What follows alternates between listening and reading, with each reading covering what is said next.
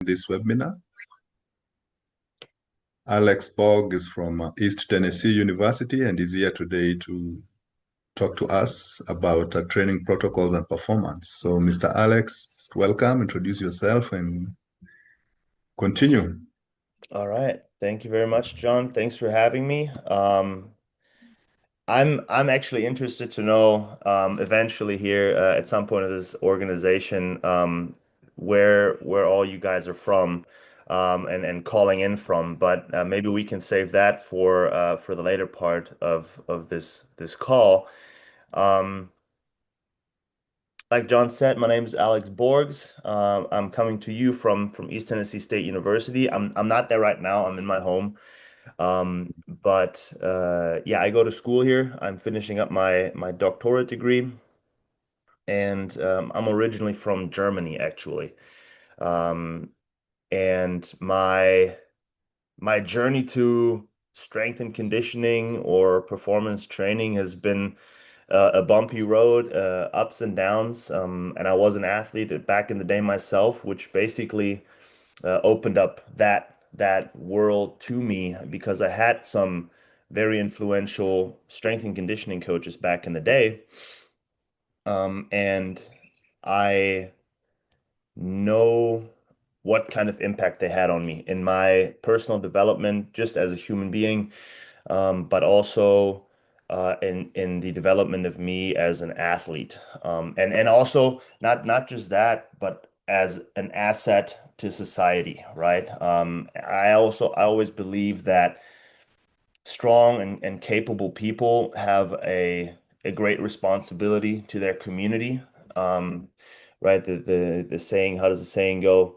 The greater the power, the greater responsibility. I think that holds true too for physical capabilities or even educational capabilities, right? So the more growth you've experienced from a physical or fitness side of thing, or educational side of things, the greater your responsibility becomes to give back to your community to pay it forward, everything that you've been given. And so I've been here. I'm not trying to tell you the big long story about how I got into all this. I can only say that I've had a great support system of enablers, so people opening doors for me, sometimes in very dire times when I thought, okay, this is the end of the road. I don't know where else to go. A door all of a sudden opened up. So if you maybe find yourself at a crossroads like that, um, have some faith that something good might happen soon, and always try to keep pushing forward in that whole journey. Um, Before I get lost in talking or getting all philosophical, I'm gonna start sharing my screen with you guys, um, and making this big. Can I do that? Yes. All right. Okay. Um, so this presentation, I tried to make it a little bit more tailored to you guys. So John already touched on it. The topic of today's talk is, yeah, training protocols and performance, which is obviously a very broad theme. But just to give you an idea, I just recently defended my dissertation, like I said earlier, and that was really about the specificity of training. So how can we dial in training and training variables, and the training environment too, to enhance athletic performance for the people entrusted to us, so our athletes. Now, with the topic of this specificity of training and optimizing training variables and related factors to enhance athletic performance, I would like this to be first, yeah, a presentation from my end, but I always think that I can sit here and talk about all these things, and just before we press record, um, I was telling John, um, I don't know where all of you are at in your coaching journey, right? And I would go so far and say I'm also at the beginning of my coaching journey in a certain way, right? It's always relative. And so the discussion part of this talk today, I'd like to open up to you guys and um, let me know where you guys want more of, or what you guys want more of, what you have questions about. I'm gonna go through this presentation here, um, and you can stop me at any time. I might not see the raising hands in the Zoom call, but feel free to just open up your mic and stop me if there's something that is you just completely do not understand. But I try to make it understandable and flowing. All right. So first things first, welcome and thank you for joining the Center of Excellence for Sports Science and Coach Education. That's what I'm a part of here at East Tennessee State University. I don't know if you've heard of the names Dr. Mike Stone and Meg Stone, but those two have built this place over the last 20 years. They've had a long, long, long career in the field of sports science, coach education, strength and conditioning. And so they've done a tremendous job, using us students as a voice to the outside world to kind of spread the message of good practices in training. Secondly, expectation management. So some of these slides, like I said earlier, are part of my doctoral dissertation, and the title is below: Morphological Adaptations Following a Strength Endurance or Strength Power Resistance Training Block with Concurrent Speed and Change of Direction Training. And that was an exploratory study, and I can dive more into that. But when it comes to expectation management, I just want to say a few things.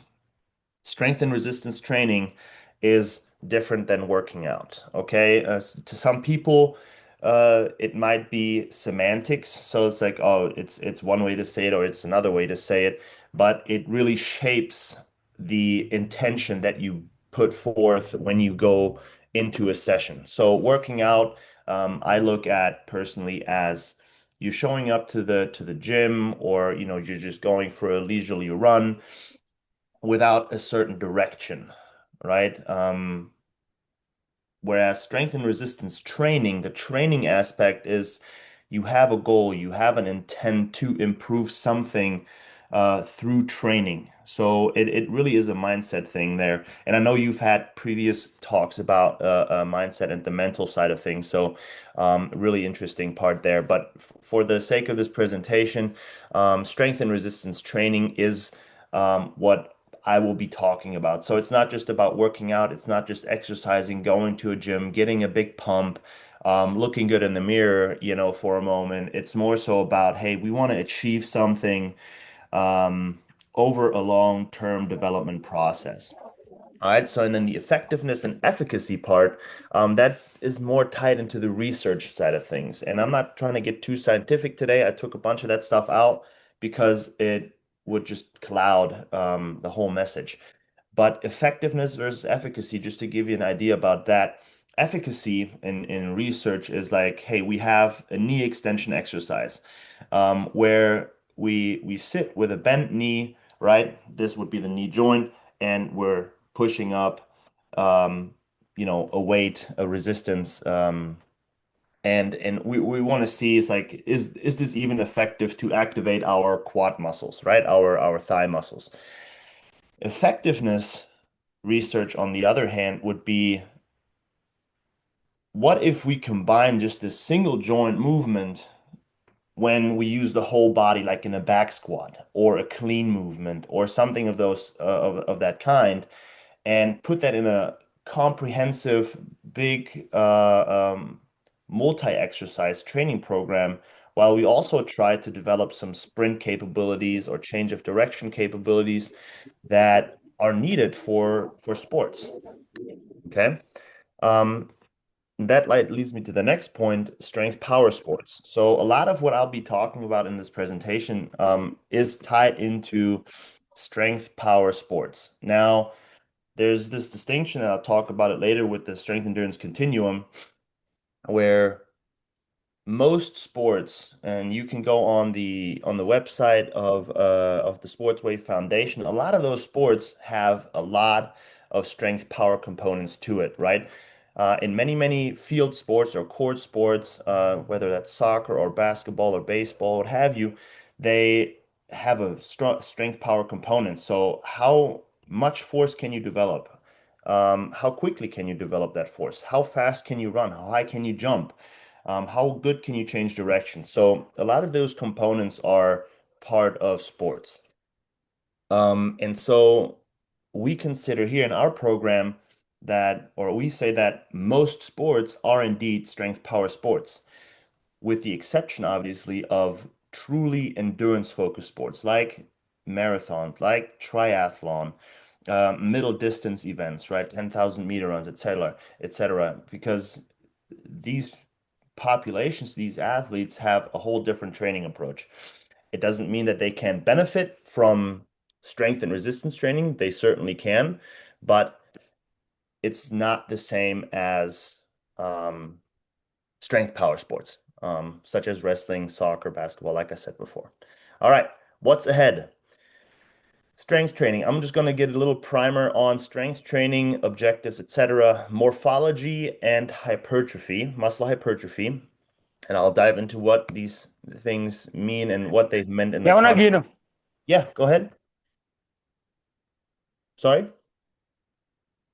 Oh, specificity of training, then the strength endurance continuum, sequencing training, and then closing in Q&A. So I know I've already talked quite a bit, but I want to just get through this so we can get to what you want and you need out of this time, because I know your time matters a lot and I want to make sure you can maximize that. So strength and resistance training, obviously an objective of that is to build strength and strength related capacities and qualities. We always talk about that strength is a vehicle. All right. Now, if we look at this bus right here, there's different populations on there, right? We have weightlifters in Mercio Biero. We have sprinters in Ferdinand Omanyala. We have the world's strongest man in there as well. We have a football player, Ray Lewis. And on the very right-hand side, that's Meg Stone in her old days. She's a thrower. So what does that mean? Strength is a vehicle, and it brings with it a lot of different qualities. It brings with it rate of force development. How quickly can we produce force? It brings with it maximum force capabilities. It brings with it speed. It brings with it power and impulse and all these different qualities that are developed when strength levels increase.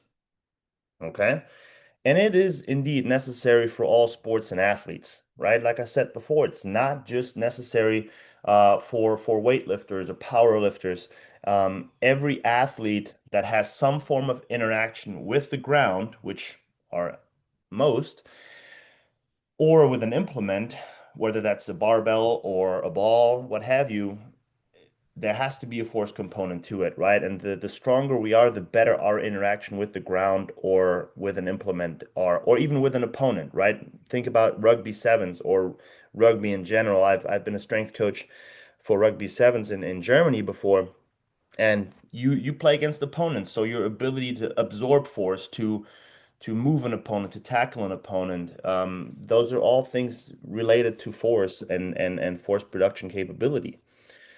So primary adaptations to strength and resistance training are either neural, so our neural system, neural firing, how fast or what is the rate of the neural firing. That is one thing that obviously affects the adaptation of resistance training. Um, the threshold to where neural impulses are activated at the muscular level. They're another neural adaptation. And then the other big part of adaptations to strength and resistance training are morphological adaptations. So morphological means the mass, the muscle mass, or the amount of muscle that an athlete or a person has is seems to be the primary reason why people are stronger than people with less muscle. So we're going to be focusing a little bit more on the morphological side of things. So we're going to be focusing on muscle and hypertrophy here. And it also matters what training level that you're at, right? If you're a newcomer, you react differently to training stimulus than an advanced person or an elite person. So, for example, those neural adaptations that I was talking about, whether that's the firing rate or the motor unit recruitment, how much muscle mass can be recruited through an exercise. It's very different based on where you're at in your training journey. And early on in training, you will likely make greater adaptations at the neural level, right? Because you've never experienced a weight training stimulus, so any stimulus that you're experiencing, whether that's a heavy weight, that's an explosive movement, that's a jump, will create some form of adaptation. But as you progress through your training journey into an advanced level or even elite level, you have produced that much more stimulus. The training volume is that much higher. You have to spend so much more time training to continue making adaptations. And that's where morphology or morphological adaptation, so gains in muscle mass and changes in muscle architecture come into play. And that is essentially what I had my dissertation on, is the skeletal muscle morphology part, right? So morphology is essentially the size, shape, and arrangement of muscle fibers. So if we look here at this image, we can see on the right-hand side that these muscle fibers are directed in a certain direction. And how they're directed, it's called pronation angle, and they're connected um, to connective tissue on both sides. And when muscles contract, these muscle fibers obviously shorten. So this angle of pronation dictates sometimes or dictates, not sometimes, it dictates how much force can be produced. And how much fibers do we have next to each other? So fibers in parallel, or how long these muscle fibers are, is fibers in series. So how many fibers can we stack next to each other or behind each other? All right. Now, hypertrophy may be a familiar term to you guys, where there's different types of hypertrophy. So we have the transient hypertrophy, which is, like I said before, a muscle pump. All right. So we do a bunch of bicep curls, or even we do a lot of high volume squats, and it seems like our muscles are about to explode. That is transient hypertrophy. That is um, metabolic byproducts that accumulate in your muscle that make them swell up, right? Water, etc. And then there's sarcoplasmic hypertrophy, where the sarcoplasm, so the internal cell structure, or cell structures, components of the muscle cell expand because of the inflammation from training, right? That burn that we feel even after training, that soreness, sometimes that causes muscle swelling, and it can be deceiving where this sarcoplasmic hypertrophy is not actually adding more muscle. It's just our muscle is swollen because it's trying to heal, to adapt, to grow, which then is myofibrillar hypertrophy, right? The addition of contractile elements. So adding more muscle mass through through training over time. Okay. That just means not all hypertrophy is the same. All right. So when we look at size, or when we look at assessing the changes in muscle morphology, there's different things that we look at, and one of them is muscle cross-sectional area. So when we look at muscle cross-sectional area, we could imagine, if you see my cursor here, we would take a cut right here and look at the area that is within this muscle. And I'll show you a picture here in just a second, what that looks like in ultrasound. And then muscle thickness is this area right here, where not area, but the distance from the outside of the muscle to the inside of the muscle. And as this muscle growth, right, the muscle thickness changes. And with that change in muscle thickness, oftentimes occurs a change in pronation angle. So what I was talking about here, if this angle changes, right, then there is more space to pack more muscle fibers in the same space, which then eventually leads to more contractile properties, or more muscle mass being able or having the potential to produce more force, or more strength output, right? Vastus lateralis. Oh yeah, the vastus lateralis, this muscle right here on the side, of our leg.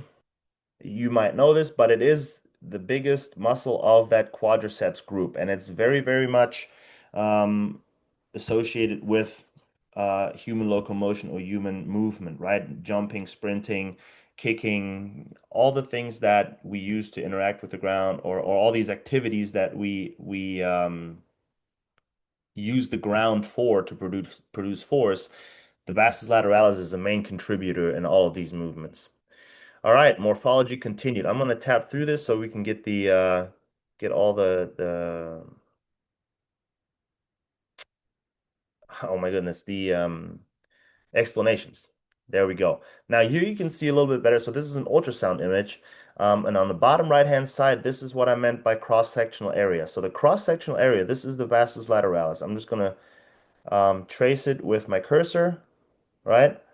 And if this area grows, right, there's likely more muscle mass within it, right? If it's sarcoplasmic or transient hypertrophy, this one swells up, but it goes back to normal size.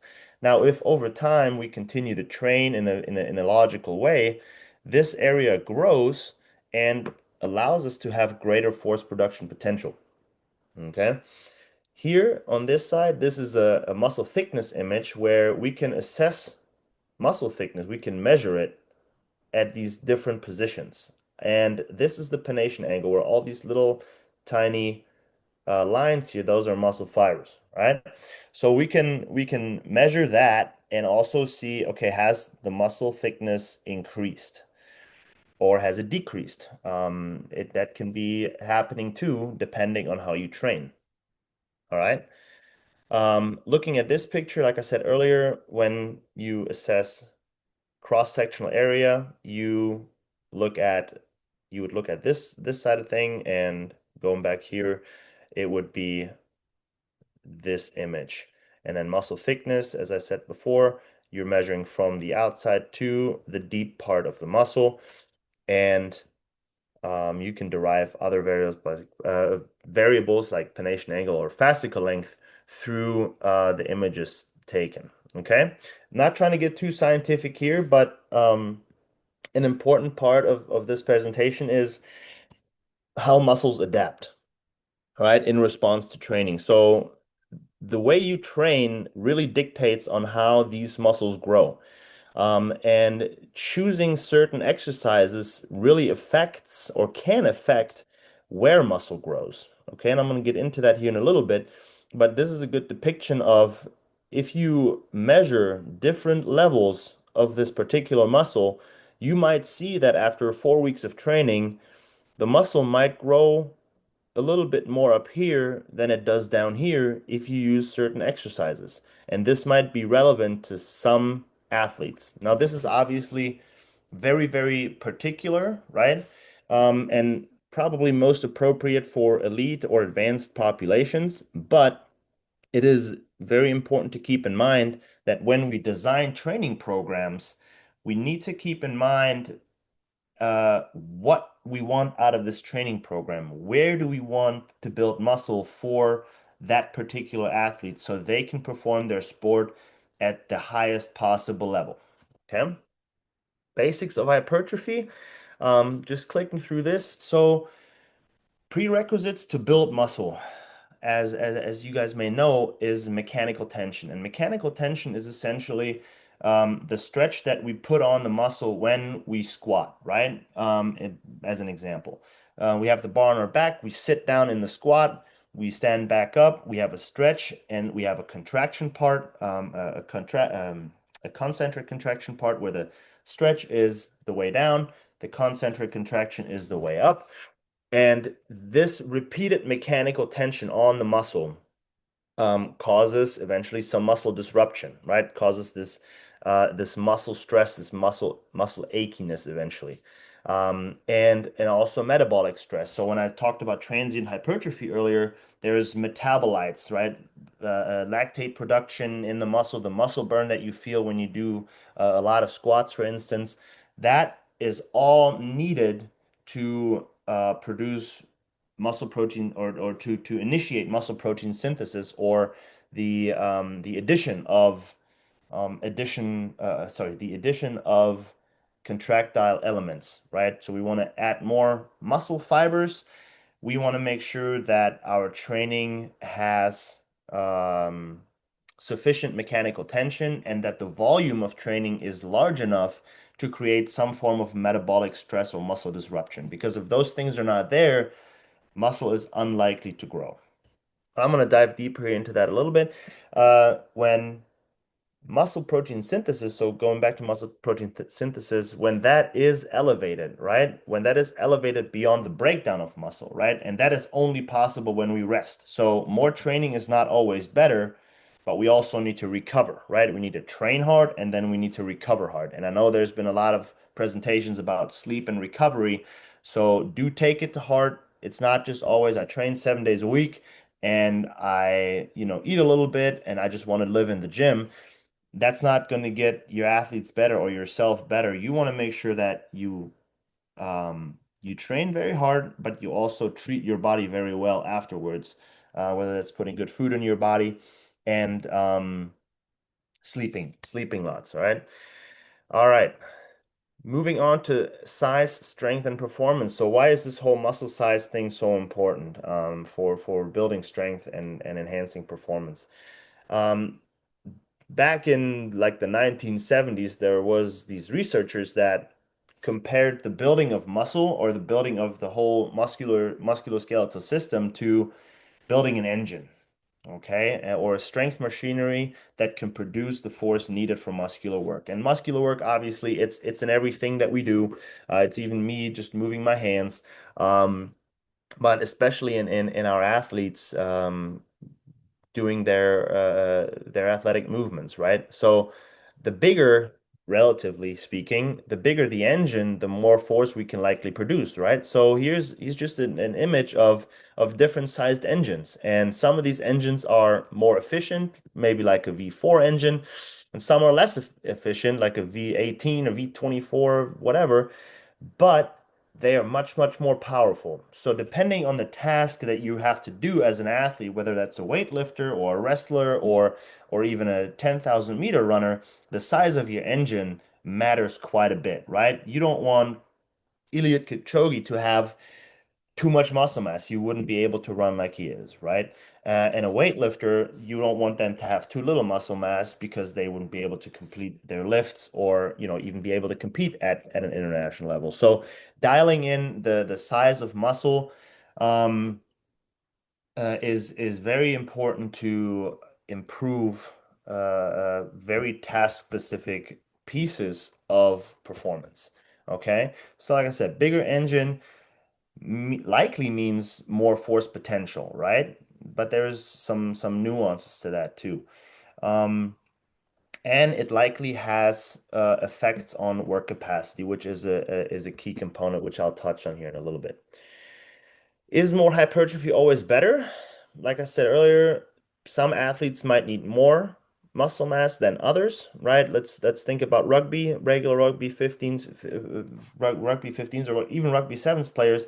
They should have a sufficient amount of muscle mass to be able to protect themselves from collisions, right? To make sure their joints are stable in contact, right? Whereas if they carry too much, they're going to be slowed down. They might not be able to change direction that well, and so on and so forth. So the essential message of this when we go back to the topic of this presentation is training protocols and performance. An essential message here is build the engine first and then tune it, right? It's just like a car. Like you build the engine and then you do the fine tunings later as you realize, okay, um I need to change something with the injection here.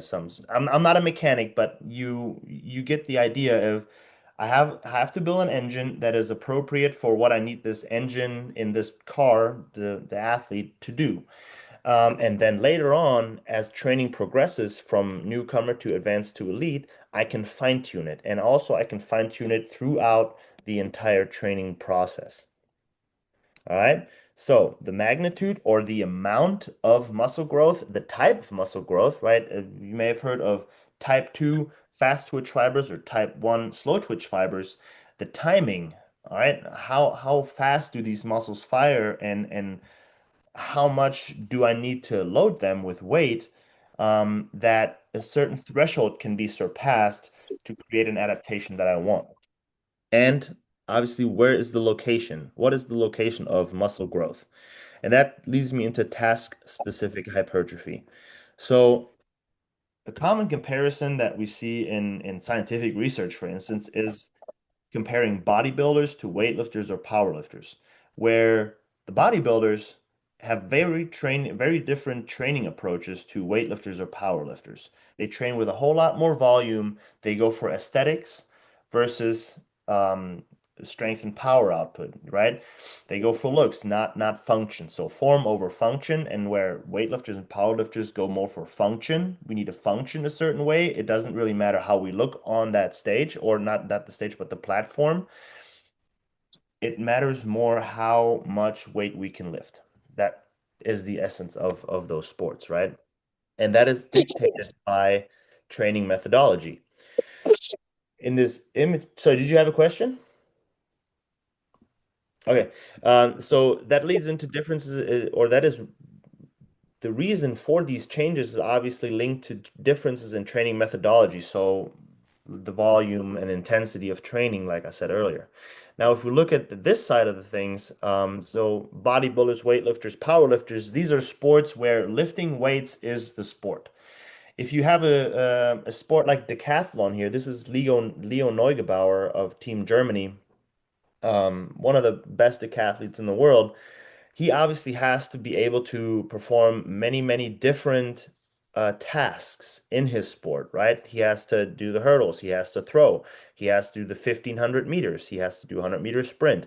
So a lot of different motor qualities and abilities that he has to touch on in his training, that might go well with each other or that might conflict each other, right? If you train for 100 meters, that training looks a whole lot different than training for 1500 meters because of what your body has to be able to do, right? And that is influenced by your muscle quality, type 2 fibers, fast twitch fibers, or slow twitch fibers. Where the fast twitch fibers, yeah, we can produce a whole lot more power and speed, but the type 1 fibers, we are a whole lot more efficient, right? So we have to kind of evaluate how our sport or athlete needs to adapt to training, right?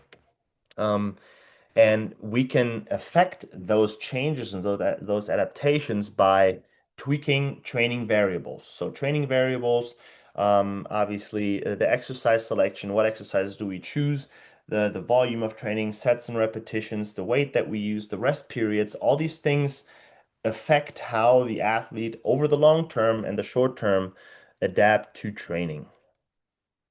Now, task-specific hypertrophy, diving a little bit more into that, magnitude and location. So how much and where is it happening?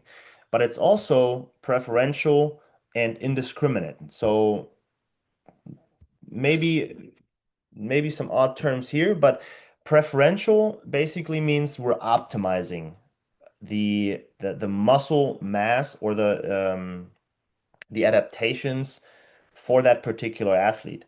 Whereas indiscriminate means they are random adaptations. So if you just put a training plan together because you saw some cool exercises on the internet and you just put that in your plan and you just say you got to do 3 sets of 15 of this, um, you might create some random adaptations for your athlete that might not necessarily be um, most optimal to enhance their performance. So choosing the right training variables with the athlete's long-term development and preparation for competition in mind is obviously going to be much more beneficial.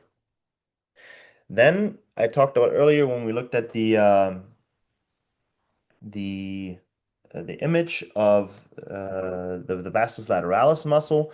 We have region-specific and inhomogeneous hypertrophy. So depending on what kind of exercises we, for instance, choose, the muscle might grow closer to the hip or closer to the knee, right? And this generally affects how efficient the muscle moves. So sports that have a lot of running emphasis, they might not benefit from having too much muscle in the lower part of the leg.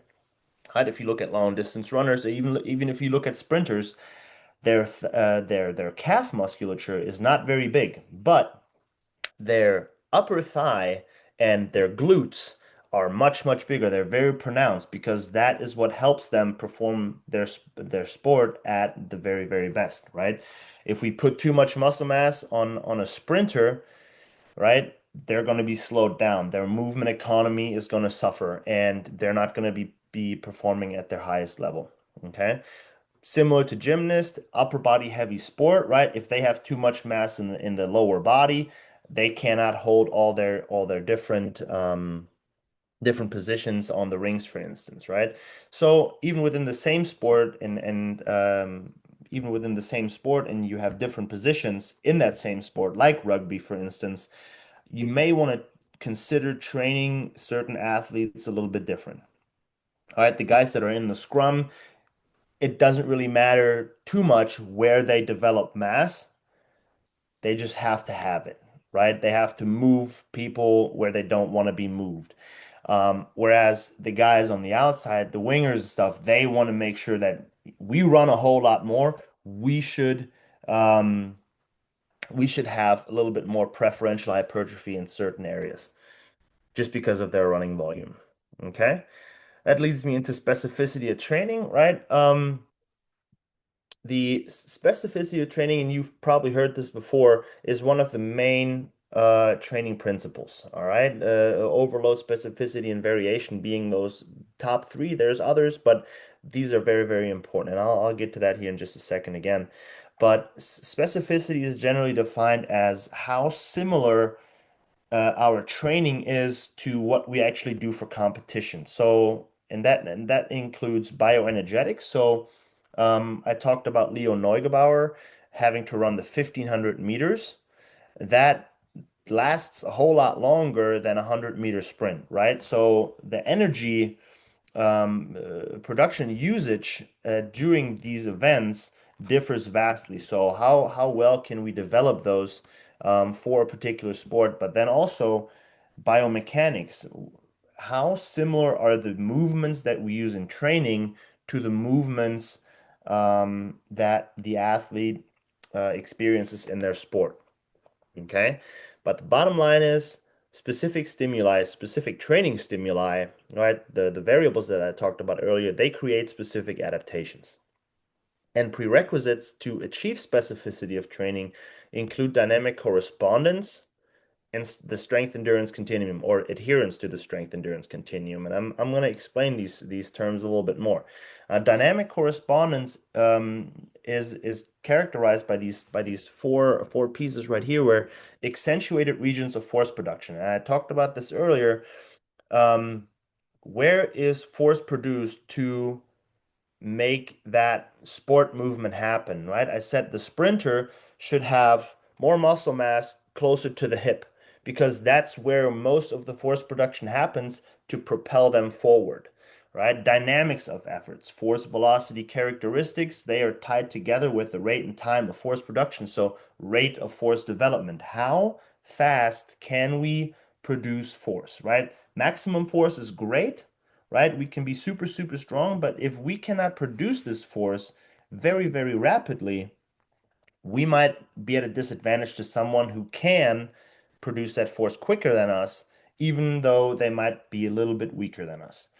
All right. So considering that, we want to obviously dial in our training to, yes, we want to build the engine, we want to build maximum strength, but then we want to really fine tune how we utilize this strength. And again, I want to point to a couple of videos that you guys have in the webinars as well as plyometric training, right? Periodizing plyometric training. And uh, these pieces they're all tied together, right? And this whole talk is essentially about how can we dial in training over the long term. All right, and then the regimen of muscular work. So what happens in training versus what happens in competition. is it getting more specific as we progress through the competition calendar? So from the preparation phase to a transition phase to the preseason, to the pre-competition phase, does the training change or is it always the same? If it's always the same, then it's likely not optimal. If it changes over time with the goal of being very close to the force velocity characteristics in competition, right? If the training that we do is very closely related to what we're going to experience in on the track or on the field, in terms of the effort we put forth, right? Then we're likely doing a better job at putting our athlete in a good position to succeed.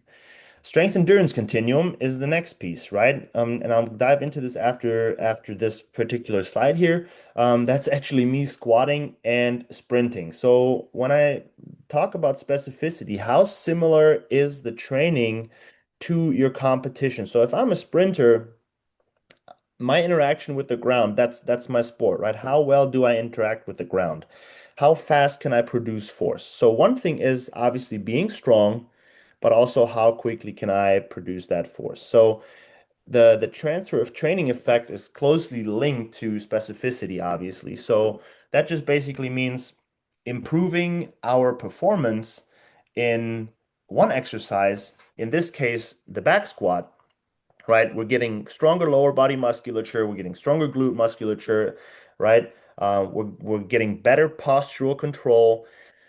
That can be translated to putting all this power, all this strength onto the track, right? There's a whole lot more that happens in between, but to build strength, to build absolute strength, the back squat is one of the best exercises to accomplish that, okay?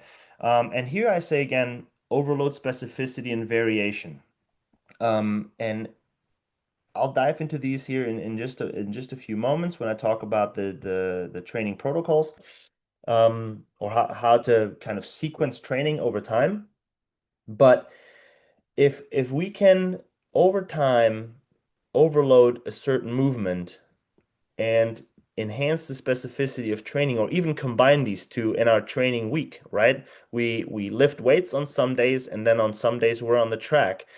There's a good likelihood that both of these things improve, all right? Variation basically means we should change up the training stimulus from time to time just to introduce something new to the body, right? If we always do the same thing over and over, a certain monotony starts to happen, and we tend to like our muscles, our system gets bored and it doesn't adapt anymore. So we need to change it up. And that could be, changing up the range of motion in a squat. So um, here I'm in a full squat position. For me, that is a full squat. I can't go any deeper than that because I'm a little bit stiffer. But this is a full squat. Now, if I had a half squat, my thighs would be maybe right here. If I had a quarter squat, my thigh angle would be right here. And that too influences how I respond to this particular exercise and maybe how I put force onto the track, right? So just something to think about. The strength endurance continuum, as I touched on with specificity, um, describes basically this right here, where on one end of the continuum, we have strength. And it's generally agreed upon, and you might know this if you train or have trained for some time yourself, that heavy strength training makes you strong. And light strength training at very high volumes improves local muscular endurance, right? And in a sense, also high intensity exercise endurance, and metabolic alterations. So how your muscle metabolizes all those byproducts, right? Um, Now, high intensity exercise endurance, I just want to touch on that real quick because high intensity exercise endurance basically encompasses activities under 2 minutes. High intensity activities under 2 minutes. So those could be sprint bursts, changes of direction, chasing an opponent down on the pitch, but being able to repeat those activity or those actions over and over and over again, that is high intensity exercise endurance. All right. So one way to achieve high intensity exercise endurance is obviously to train on the low end of this strength endurance continuum. But if we only do that, we're not going to be able to produce great amounts of force, right? We might have great endurance, but not so much great maximum force capabilities and anything that's related to it, right? Remind you, strength is a vehicle. So with this maximum strength gain, we can also um, create rates of force developments improvements, speed improvements, power improvements, right? So as we click through this more, there's this middle part where some training should be happening when we design our training program, and that's a strength endurance focus type training where there's a mix of the strength and the endurance component, which may even be more efficient than just doing endurance training. Because as we see here, the endurance training 100 plus reps, right? That takes quite a bit of time to complete 100 plus reps at a certain weight. What if we can achieve all these chronic adaptations or long-term adaptations by changing the training protocol just a little bit, right? I say here 3 sets of 10 repetitions at about 70% or less than of your one repetition maximum of your best lift, essentially, right? That essentially can improve the high intensity exercise endurance, the work capacity, and recoverability. So I have a training session, and how quickly can I get the next training session in, but being fully recovered, right? And so this type of training, this endurance training right here, the strength endurance training, is supposed to help building your work capacity. So how much work can I actually complete, right? Now and in later stages of training, and also recoverability. When can I start the next session?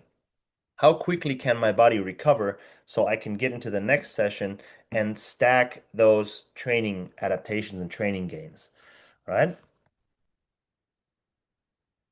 All right. Oops. There we go. Now, again, just a little bit about the study program that we used. So this is a snapshot from our study that we did, and this was the resistance training program that we performed. And I just want to highlight these 3 sections right here. At the bottom here, we have the exercise selection. So very simple, straightforward movements, but multi-joint for the most part: back squat, bench press, rack pull, and clean grip. And then we have more single joint associate exercises, so accessories, right? And then what we did in our study, we compared how a group that performed 3 sets of 10 repetitions of all of these exercises to a group that performed 3 sets of 2 repetitions of these multi-joint exercises and 3 sets of 5 of these exercises down here. Okay, so we just wanted to see how does the muscle respond, and this was my part, how does muscle size change when you train with the strength endurance side of things or on the strength power side of things in the 3 sets of 2. And we combined all of that with some change of direction and sprint training because we wanted to see um, how this whole training protocol might be affected or not affected if you do some change of direction sprint training. So if you remember from earlier when I said, hey, we have a single joint exercise, okay, this is effective for making my muscle big, but what if I'm an athlete that also has to sprint and change of direction? It's not about just making my muscle big like a bodybuilder, but I also need to make sure that other training components like sprinting and changing of direction and jumping and all that are still being covered so that I don't, lose my ability to perform in those. And this is basically how we set up the whole program. Just picking this apart really quickly. Day 1 and 3, we had a heavier day, right? So Monday and Wednesday, we trained pretty heavily. So we did this one with a heavier load and this one with a pretty heavy load. And then on day 5, which was Friday, we repeated this day and did it at a lighter load. All right, we did about 10% less of the load we used on Monday. And the reason for that is fatigue management, right? If we always train to failure or close to failure, our body needs so much energy to recoup and recover from that. So if we can, within a training week, adjust how much, effort we put forth, now we're doing some fatigue management at this little microcycle level, the weekly level. We can already do some fatigue management, but also we can introduce a different power output, right? So on a Monday, we have a much more strength focused approach. So we're building, or the emphasis on building strength in these exercises, for instance. And then on day 5, we are lowering the load, and that means we can move the load a whole lot faster, which then ties into rate of force development. How quickly can we produce force, right, with a little bit lighter load? And that eventually translates into power output. Study results here. So comparing the 3 sets of 10 versus the 3 sets of 2, and we found this very interesting thing where the 3 sets of 2 group, they actually decreased muscle size. So if we go back to the image from earlier from ultrasound, their muscles actually got smaller over that 4-week training cycle. Now, is that something to worry about? Not necessarily. I'll get to that in a sec. But the tens group, 3 sets of 10, they increased muscle mass. Now, typically people say, oh, you need 6 to 8 weeks or more to actually, add contractile elements to make more muscle, essentially.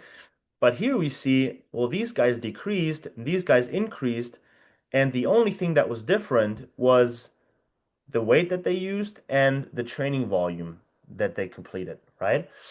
So we can see that here in the bottom left, this is the tens group, how much, and these groups were very similar in terms of capability. So they had about the same amount of people that had a similar strength level, right? Similar training experience. So we didn't put weaker people in the G2 or in the G10 group. They were pretty similar. Now, the amount of work that the tens group completed was much, much, much, much higher, as we can see in these numbers compared to these numbers in the twos group. Okay, and that really ties into the mechanical tension aspect of things that I touched on earlier. So the more mechanical tension by higher volume training, even at less weight, can produce greater amounts of muscle mass. Whereas the twos group, yes, they declined in muscle mass, but their emphasis was not on building muscle mass in their training block of 3x2. Their emphasis was on building maximum amounts of strength, building great or improving rates of force development and power output. Okay.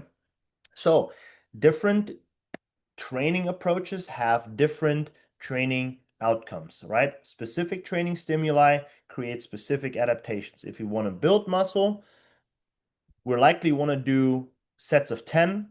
If we want to build maximum strength and power output, we might want to increase the weight and do lower volumes so we can optimize that adaptation for the athlete. Okay, so the study finding summarized here is that the higher volume training, right, the sets of 10, is more likely to produce hypertrophic gains, so muscle growth, when compared to that lower volume, high intensity training, right, the sets of 2. Again, not to failure training. I encourage you to remember that.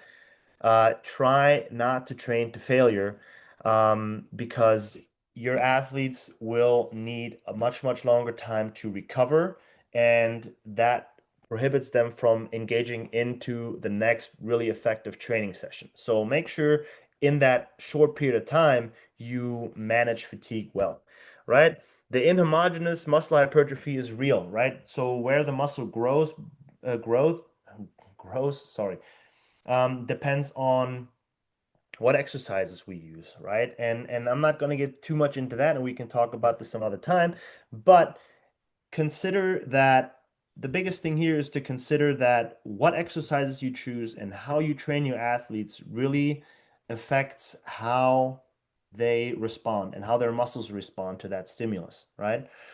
And finally, we saw that the muscle growth can be observed in a training program that has a lot of other components like sprinting and change of direction, right? Whereas we're not just training to make the muscle big, we can still have the muscle grow advantageously while still training sprints and while still training change of direction, which is very important, obviously, for team sport athletes. Okay.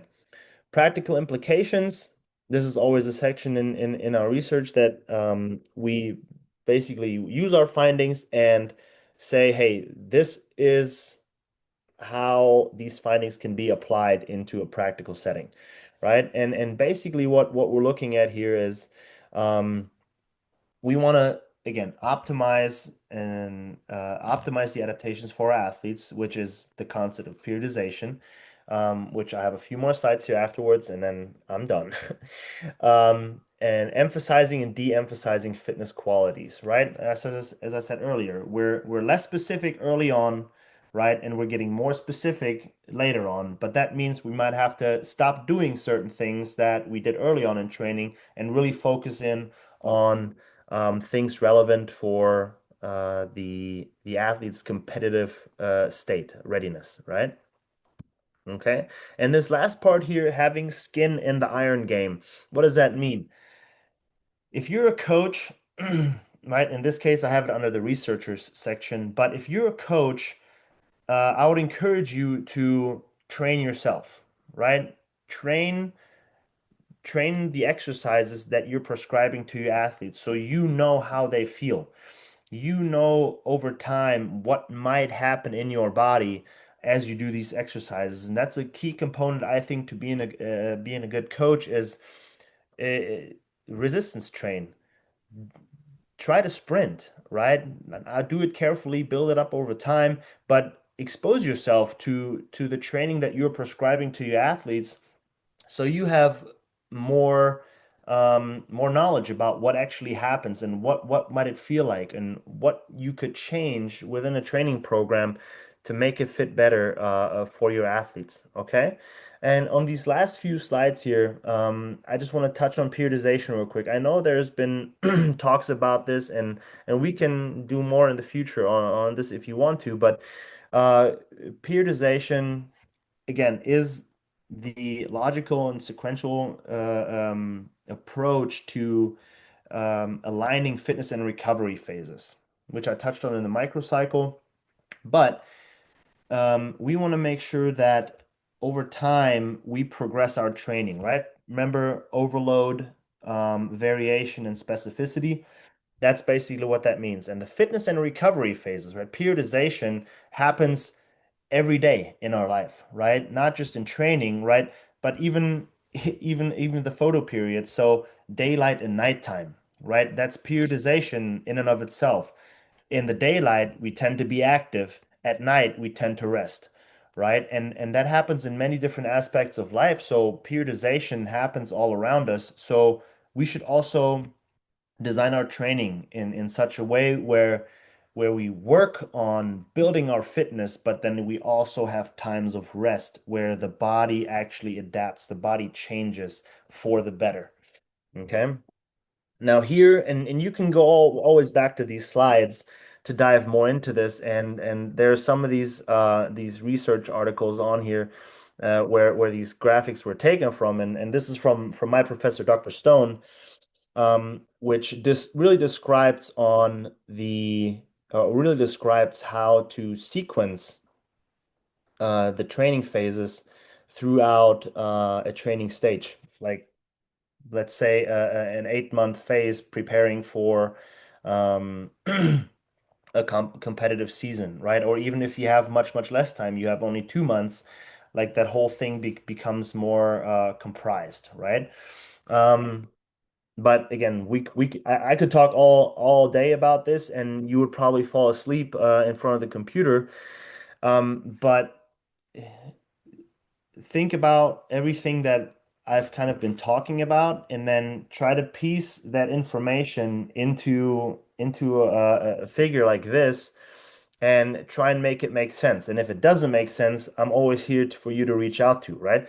But if we look at these again, and this is another slide about periodization and the differences between periodization and programming, and I want this to be a resource to you, right? I don't want to pick every single word apart, but you can come back here eventually and look at these, and maybe some questions pop up, and then you can ask these questions to myself or John or Dr. Pierce or whoever you feel confident reaching out to, and we can help dialing in your training a little bit more, right?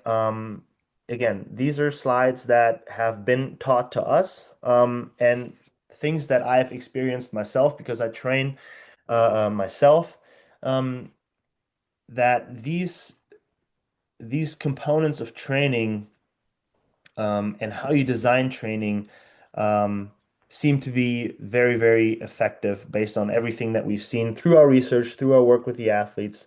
And in closing here, I just want to, I know this was quite a bit of information and a lot to absorb, but I I'd like to now kind of get into the what do you need part, right? It's like it's one thing just, you know, spurting all that information out to you, but at the end of the day, only a few points might stick, right? So I'd rather throw a lot at you, and for everybody that just listened, different things stuck and different things are important.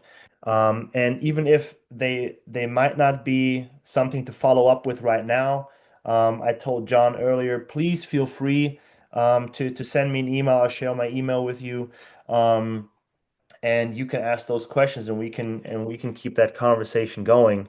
But thank you for your time here at this point already. I know we're going to keep going a little bit probably. Thank you to Dr. Pierce for introducing us. I know he's probably not not on this call. John for establishing this contact, making this happen. Sportswave Africa Foundation. I love your guys' mission, and making all this educational content freely available, and making sure that the coaches out there doing that incredible work can continue doing that. And I want to close with a story from Dr. Pierce, which you may have heard before if you've been on these. From Dr. Pierce is, where does the word coach come from? And he told me that the other day, or not the other day, a few months ago in the office here. He said, Alex, you know where the word coach comes from? And I said, no. Well, it comes from the English word coach or wagon, where the person driving that wagon is someone that helps the passenger go from point A to point B, right? And that's where the word coach was, implemented or taken from, and putting it into a sport context or many other contexts now. But if you think about it like this, and everything that I've talked about, sequencing training and you working with athletes, take them from where they're at and help them get to the next point. That is our job as a coach, right? And at that next point, we'll do the same thing. And eventually, they'll be on the stage, they'll be on the pitch, they'll be competing with the abilities that you provided to them. And that is the last thing I have. So please shoot away with any questions, um, and comments, feedback, whatever you have. I'm open for it.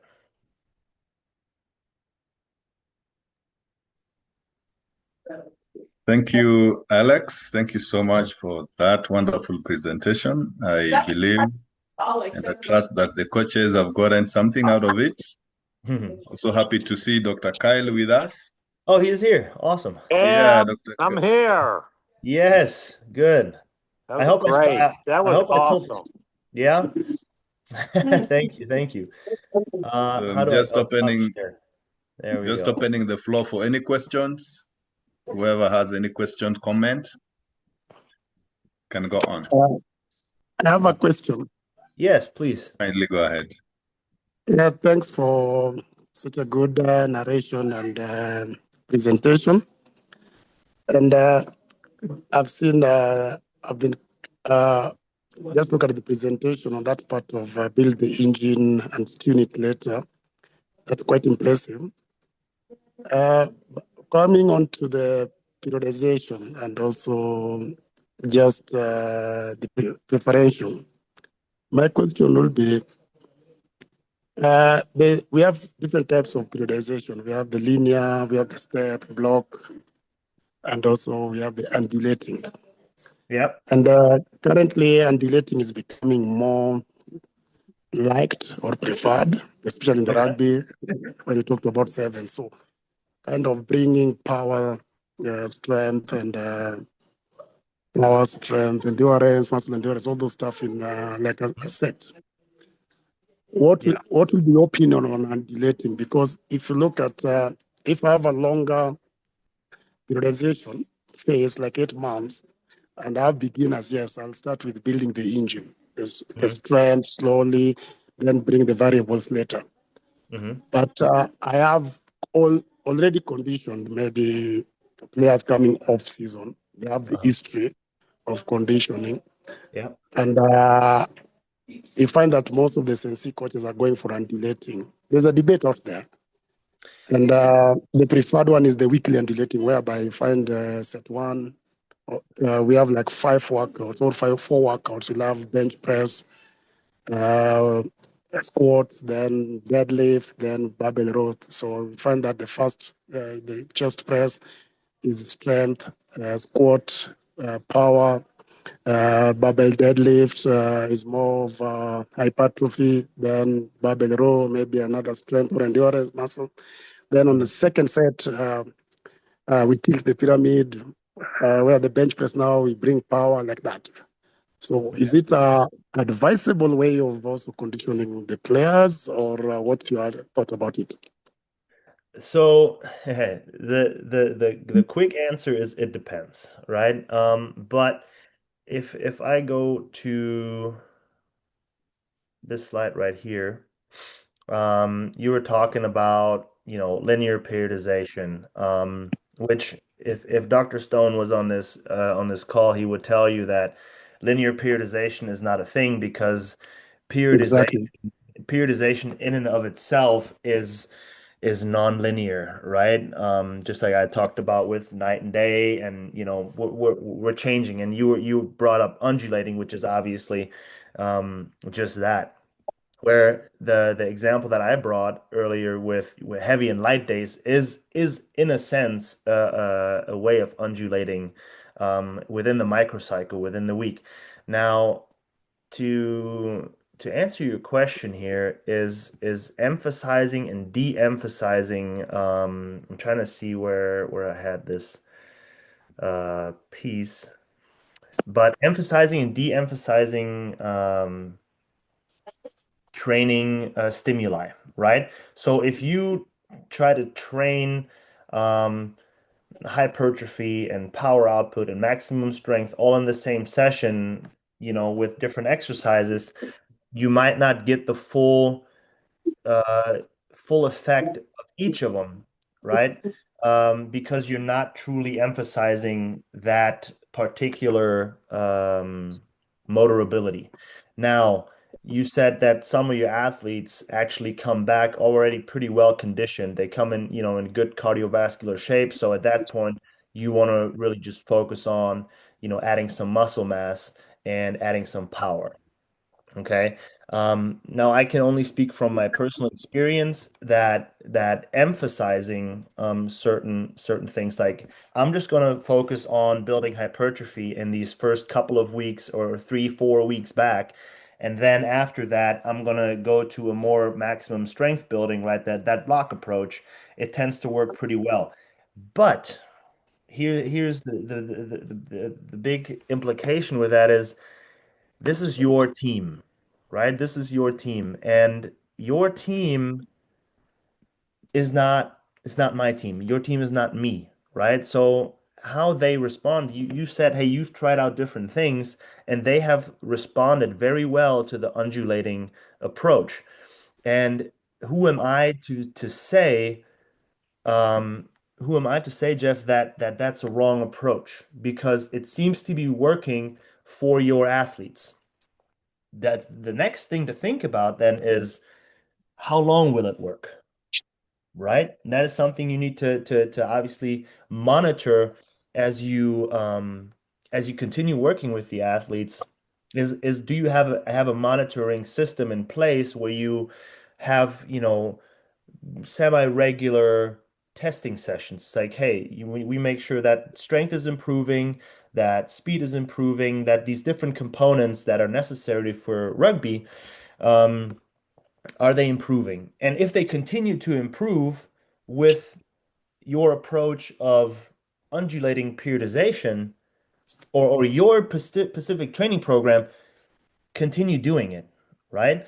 But again, everything you think about long-term development of the athlete, the whole block periodization approach is typically one that can be repeated and repeated and repeated over a long-term process where you can make short-term gains with other approaches, right? Like undulating, but over the long term, it might be more beneficial to change it up. But again, this is your team. You know them much, much better than anybody sitting in on this. So keep monitoring them. If they keep improving, keep doing it. If they stop improving, start making changes. Does that make sense? Does that Yeah, actually? yeah, that makes sense. And the second question about the agility and change of direction from the SNC perspective. Yeah, We realize that, sorry, there's a call. you good? Sorry, there's a call. Sorry. So we realize the common practice, we just put the cones down, we arrange them in different patterns, and we do make athletes go through them. Okay? Mhm. In the name of agility sessions or reactive agility sessions. But also the debate is coming out whereby it's like, that's not enough for agility. It's more of like now giving directions, creating stimuli.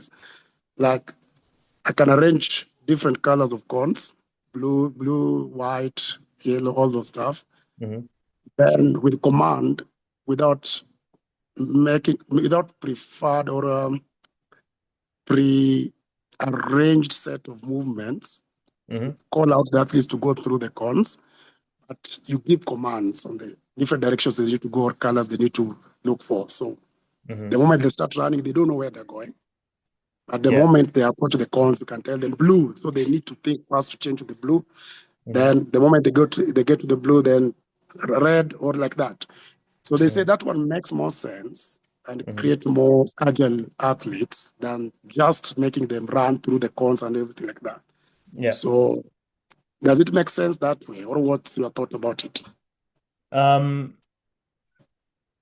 so if I'm understanding the question correctly, you're saying that the reactive component of how you are doing agility drills is more effective than having them just, like you said, prearranged. It's like you got to touch this one first, then this one, and then this one, and then you run through, or they have to react to you. And Yeah, you're asking which one is better, essentially. yes, exactly. Okay, so um, what you were describing is actual true agility training. So there's a difference between agility training and change of direction training, right? If we look at the textbook, so the agility training has the component of you have to react to me as a coach or to a beep or something, right? Or to a number. You can number the cones. You can do all sorts of different things. Yeah, that's agility training, right? The change of direction component, I think, is something that may precede agility training to optimize your athlete's ability to change direction, right? So the mechanics of changing direction, right? Because if you control that setting, if you control this drill, you have to touch with the left foot there and with the right foot there. That's what they're going to focus on. They're not going to focus on doing it in the most efficient way, right? Because the most efficient way might be using the other foot. The most efficient way might be turning their entire body, right? But for rugby, for instance, you want to make sure you still have your eyes on the ball or on the opponent. So you might have to turn your body while keeping your eye on you as a coach, right? And I think if your athletes are able and have good change of direction skill, like the way they move is really good. The way they move is really good. Now you can really emphasize the agility component, right? Reacting to you, reacting to a ball, reacting to what have you, right? A number, sound. Does that make sense? Yeah, that's quite clear. There, I can see the difference because we tend to think change of direction is agility work, yet it's not. It's not, yeah. So that's quite that's quite clear. Thanks, brother. Yeah, you're welcome. You're welcome. Thank you. Yeah, you're welcome, Jeff. Oh, great questions. I like it. Yeah, Mercy, there's a hand raised. Mercy Migongo, you can proceed. Hello, hi everyone. My first question, I think what Jeff has already asked. My interest was because here most of the sports we don't have enough time to practice, so it becomes very challenging for strength and conditioning coaches. And in some teams, we don't even have like a privilege of getting a strength and conditioning coach. So you end Yep. up becoming the strength and conditioning coach, Yeah. but you're a coach. So my first question was, what will you recommend the style of training that we should do? I think Coach Jeff asked, and you already answered that. My second question was interest with women. So when we condition women, is it kind of different? What muscles would you encourage us to focus on? More so, I'm thinking about 18 to 25 years old, Okay. and also the women who are just transitioning. Yeah. Yeah, that is my main concern that I really wanted to ask when you started talking about the muscles and stuff. Yeah, Mhm. thank you. Yeah. No, that's very good. So, uh, what should you focus on? You have limited time, limited resources, and I think when it comes to that, focus on using exercises that recruit or use a lot of muscle mass, right? Which could be a back squat, a deadlift, a bench press, right? Because when you do these exercises, a lot of muscle mass is being activated, right? And when it's activated, it's being used. And if you spend the little time that you have doing those exercises will be your best bet to develop something. So in contrast, if you just focus on doing shoulder raises or bicep curls, which essentially take somewhat of the similar time to complete, but they don't create the whole system adaptation, like the whole body adaptation that a back squat or a deadlift, for instance, could do, or even a clean if they're able to do it. So focusing on exercises that utilize a lot of joints, multi-joint movements, is your best bet. I hope that answers the first question, but please let me know if it doesn't. The second part of your question was, well, what should I focus on when I deal with females 18 to 25? And I work with the women's soccer team here at East Tennessee State, and it's my first time working with a female team. I grew up around females, so for me it was a whole lot easier to build that connection. But the biggest thing that I'm realizing is that with any sport, almost identify the risk factors for injury. Why do I say that? Yes, we talk about performance. We want our athletes to be as strong and as powerful and as fast as possible. But if they are not available to play their sport, they can't compete, nor can we train them in the weight room. So, what we see here is some of these girls are vulnerable to knee injuries, right? To ankle injuries, to hip injuries. So I like to focus on, well, right now we're in the season, so I can't really build too much, but I try to sprinkle in some exercises that focus on building hip musculature, that build knee and ankle stability, right?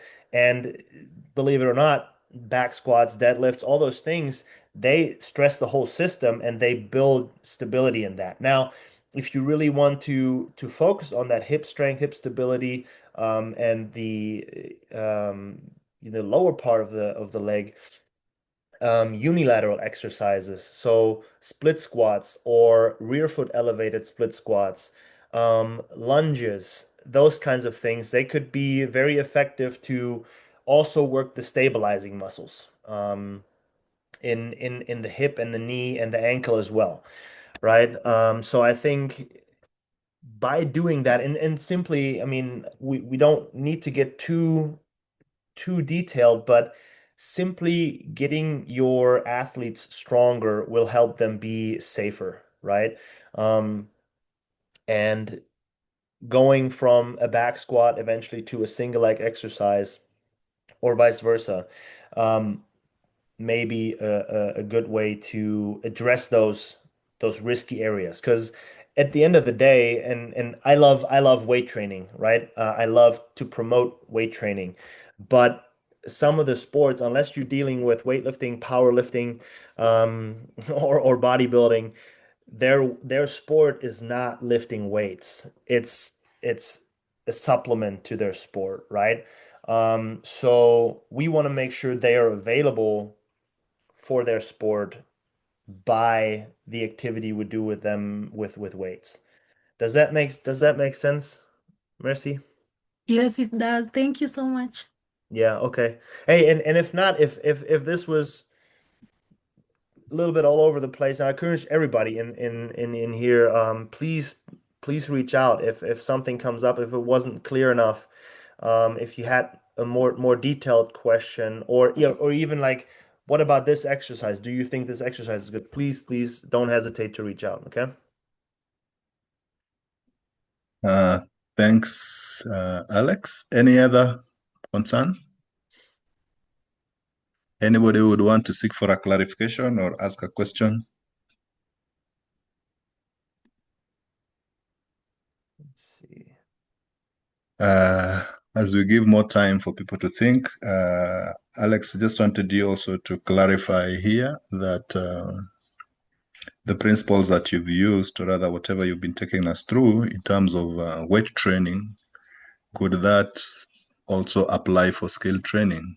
As you've noticed, as you've just mentioned, that there is a sport, like Mercy, who've just spoken about her rugby team, most probably should be focusing on the skills of rugby, not much on weight training. So the same principles in terms of, periodization and the likes, could that still be applicable in the skill training of their sport so that they're not confused? Yeah, absolutely.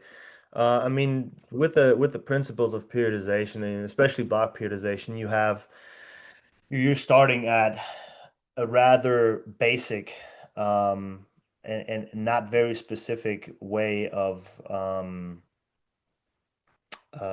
training, right? And then as you progress through your training stages, or through your training phases, you specify your training. So, I mean, it really depends on the skill that you're wanting to build. If you wanted to break it down, the skill, and simplify it, I think that's the same approach we would do in weight training. Is we look at what's the outcome, what do we want to achieve by the end of training, then we break it down to more or less its simplest form, and then we start with that simplest form and develop that. That applies to weight training, but that also applies to skill, right? That applies to passing the ball, or changing direction, or another skill, lifting your teammate, what have you. Um, I think yes, that's absolutely applicable. If that answers your question, or please Yep. please clarify it if it doesn't. No, it does. It does. Just wanted that clarification so that everybody can, Yeah. be aligned in terms of using the same principles in skill and weight training. Yeah. Yeah. Any other question from the audience? Not a question, but just to say thank you for a lovely presentation, Mr. John. We need this guy more often, bro. Hey, I concur. I concur with you. Yeah. I'm honored. I'm honored. I really am. Thank you so much for having me. And I take that as a very strong compliment. And if you say, hey, you want me more often, I look at it this way. The when Kyle introduced me to John, I talked to John and said, hey, what am I presenting on? Right? And John said, well, about your dissertation, your research, right? That obviously could get very convoluted. That could be cloudy. It's like too sciencey maybe, where the answers that we're seeking are much more practical. So if we do end up doing more of this, and believe me, I'd love to, please let me know what you need. Instead of me just coming up with some topic that I enjoy, let me know what you have questions about, but you might not have the capacity to dive into. Mercy was bringing up a good point to say, hey, we don't have our athletes so much. We might not even have a strength and conditioning coach. So and Mercy might have other obligations that hinder her from looking at textbooks or looking at research or what have you to find out the best possible answer for the team that she's working with or the athlete that she's working with. So if there's something like that where you say, hey, I'm super interested in this, I need answers for this, but I don't have the time, or even the resources, I don't even know where to look for answers, please reach out, and then we can start putting the next thing together and then making the next presentation, because I think that's much more tailored to what you guys need, versus what I did my dissertation on, if that makes sense. Thank you, bro. The forest is big. Whatever you pick, we'll go with it. All right, sounds good. Well, I appreciate you, brother. Thank you. I will ask the coaches, or rather in the bigger group, if anyone has a specific topic that they would want you to present on. Yeah. Then we will share the topic. Another thing would be how available are you? We could say every week, which might not work for you. Probably twice a month, once a month, so that we can work with that program, pre-schedule, get the topics, and then pre-schedule them based on your availability. And of course, if we get other presenters. I'm happy to discuss this after the call here, and then we can kind of look to make it a little bit more regular. I'm not sure how possible once a week is right now, just because of my current schedule, but we can look at stuff, and sometimes it also depends on the topics, or topics, right? Depending on how much is in there, that I prepare for and do the research myself for you guys. So okay, we'll talk about that. Mr. Kyle wants to say something. Dr. Kyle. That was an awesome presentation. I've heard presentations on that topic for years, probably before Alec was born, but he was awesome in his delivery there. That was great. I got a lot out of that. And I look forward to the next time you talk. I'll be on there. I won't be late for the next time. I'll get the time down right. So I know you're a busy man. Thank you very much. Thank you so much for everything. That was great. Thanks for introducing me. Yeah, all right. If there's no any other concern, again, let me take this opportunity to appreciate and thank you, Alex, for availing yourself and doing a wonderful presentation. I concur with Jeff. We need you more because you were able to put everything into perspective that I believe everybody understood it the way it's supposed to be. It was not too scientific. Okay. Yeah. So and I'm happy to hear that feedback. If something was just too complex, or even if it was too little, like not specific enough, please let me know. So I can. Yeah, and you have the background of rugby. Jeff is from rugby and quite a few. So I think that resonates well with them. Otherwise, thank you so much. And hey, if there's no any other concern. One thing I just wanted to touch on real quick, because you started this whole talk with the whole situation that you guys are experiencing right now with your leader, and try to focus on the controllables in this whole situation. I don't know what the circumstances are, but whatever it is, focus on what you can control in all of that, in the whole situation, and take care of the ones around you, because that's going to have the biggest impact going forward. That's just all I wanted to get off my chest real quick, because it seemed like from what John was telling me, that is a pretty big thing. So try to focus on things that you have control over. It is, and thanks for the advice. I believe everyone has picked that. And let me bring this to a close, unless there's anyone with a burning issue that they would want to say. All right. If not, thank you so much, and have a good day, Alex and Kyle, and the rest have a good evening. Thank you. Thank you, guys. Take care. Thank you. Bye-bye. So Alex, I'll call you.